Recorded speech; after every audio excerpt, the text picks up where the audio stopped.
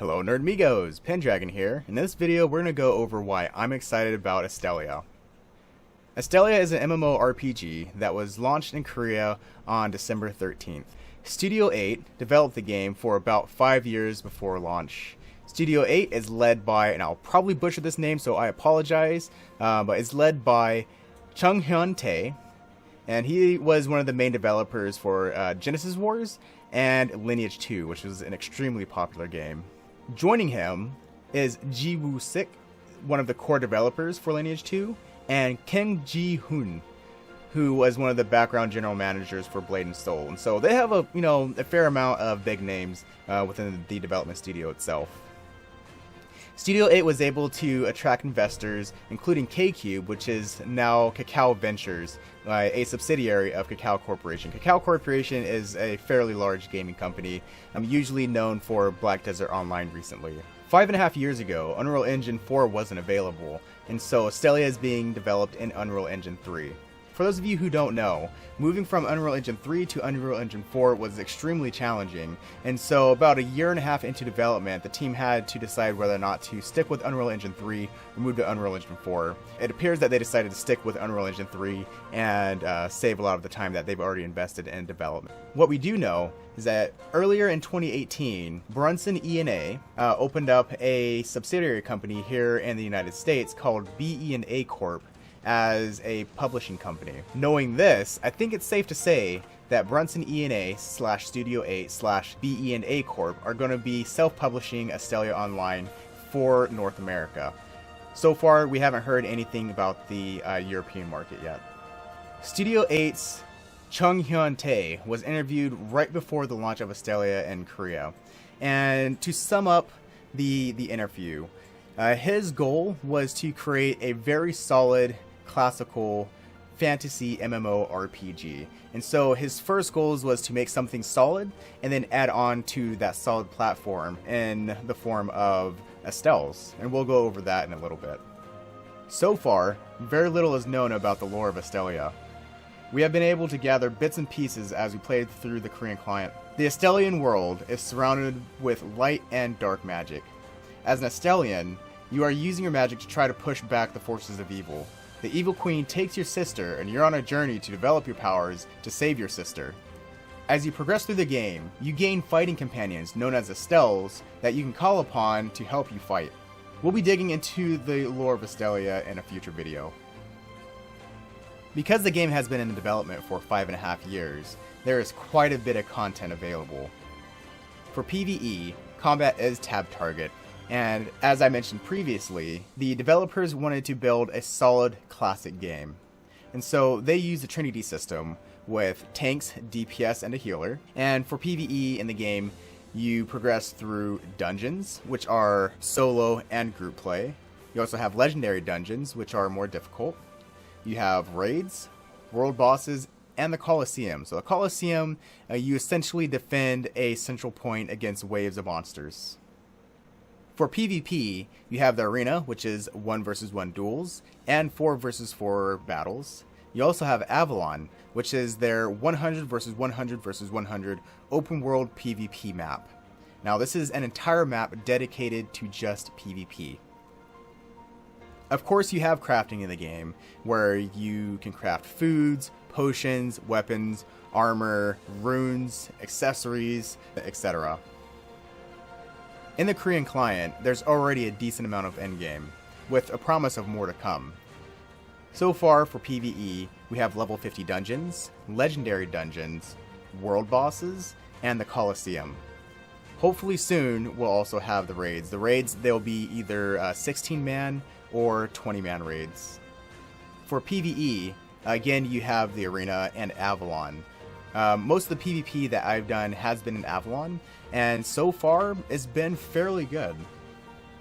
And now for why I'm excited about Astellia.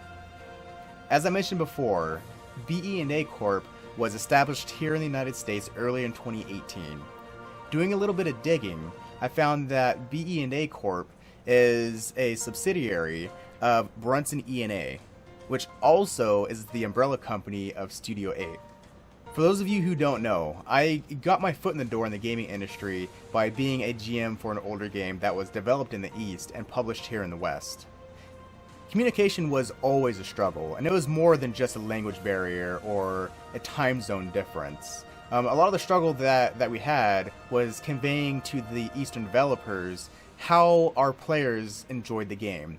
There is a significant difference between the Eastern culture and the Western culture, and getting that across to the developers and trying to explain why we wanted to make the changes we wanted to make was always like pulling teeth, because they just didn't understand.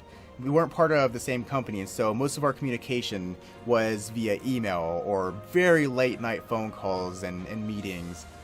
Just thinking about if BE&A Corp are publishing Astellia really excites me, because they'll be able to have a direct connection to the developers themselves to where they can give more accurate feedback in a more timely manner. We've all been there where Eastern games are a year and a half, 2 years ahead of us because they spend so much time trying to figure out the best way to kind of change the game to better suit the Western market. And by the time they actually get anything figured out, it just pushes us further and further behind, where we're able to go and see videos of the games being played in other languages, and it really kind of ruins the immersion for the game itself.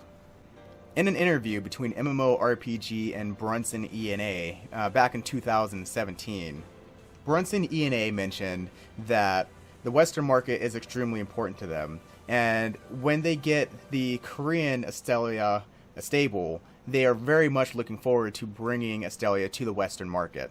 Seeing as they opened up a subsidiary company, BE&A Corp, here in the United States, I think it's fairly certain that the game is going to be coming to the West. The question is when. Because they're essentially self-publishing, I suspect that they'll be able to bring it over to the West much sooner than what we've been accustomed to with other Eastern MMORPGs. Also during the interview, Brunson E&A said that they are strongly considering a buy-to-play model. Now for me, that is super exciting, because too many times have we seen an Eastern game designed for the Eastern market come over here as a free-to-play model with a ton of pay-to-win in it just to watch it flop. If BE&A Corp are publishing Astellia, and if they play their cards right by making it a buy-to-play game and taking out all of the pay-to-win, using the more efficient communication between BE&A Corp and Studio 8, if they can bring the game out as a non-pay-to-win game before the end of this year, I think they'll do extremely well. With Ashes of Creation and how successful their Kickstarter and fundraising has been, it is extremely obvious that here as a Western culture, we don't want pay-to-win games. And if this is a buy-to-play game and they take out the pay-to-win, it'll have very little competition in the Western market. I don't know about you guys, but I am super excited. I love buy-to-play. If they can make it buy-to-play in the Western market, take out the pay-to-win, then it'll be phenomenal. And because the two companies, Brunson E&A and Studio 8, are essentially part of the same corporation, it is highly likely that they'll be able to bring out the game much sooner than what we've grown accustomed to with other Eastern MMORPGs. If they can release it this year sometime, hopefully Q2, Q3, if we're super lucky and if they push hard. And the icing on the cake, which sets this game apart from most other MMORPGs, is their Estelle system. Now, I didn't go into it in detail earlier, but again, the Estelles are essentially battle companions that you gather or obtain as you progress through the game. There are currently 34 of these Estelles, 8 of which you can carry with you or bring with you, and you can summon up to 3 at one time. Now, there are limitations. You can only summon 3 at a time for a certain period of time, but you'll be able to use these different types of Estelles, which comes in 6 different classes. Knights as your tanks, Scholars as your healers, Assassins as melee physical DPS, Archers as ranged physical DPS, Mages as ranged magic DPS, and Muse, which are typically your buffers. Because you have such a wide variety of Astells, and you can summon up to 3 at a time, you can kind of augment the way that you play the game depending on the different situations. If you're out trying to level, you might want to bring a knight and an extra DPS just to help you get through mobs a lot faster. If you are a tank yourself, you might want to bring a healer and maybe an extra DPS. And so, depending on the situation, because you can bring 8 Astellas with you and you can summon 3 at a time, you can use that to augment the way that you play the game. And I'm going to be making a video just on Astellas because there is a ton of information that goes with them, but the idea of being able to augment the way you play by using battle companions is something that I've seen before in the past, but not in the depth and detail that Astellia has done with their Astella system. And so, as we close this video, let me know what you think in the description below, or you can go to our website, nerdhousegaming.com, and contact us there. You can also join our Discord and by clicking on the link below, or again, going to our website, nerdhousegaming.com, and clicking on the Discord link on the top right-hand corner. I look forward to hearing back from you guys. Until next time, we'll catch you later.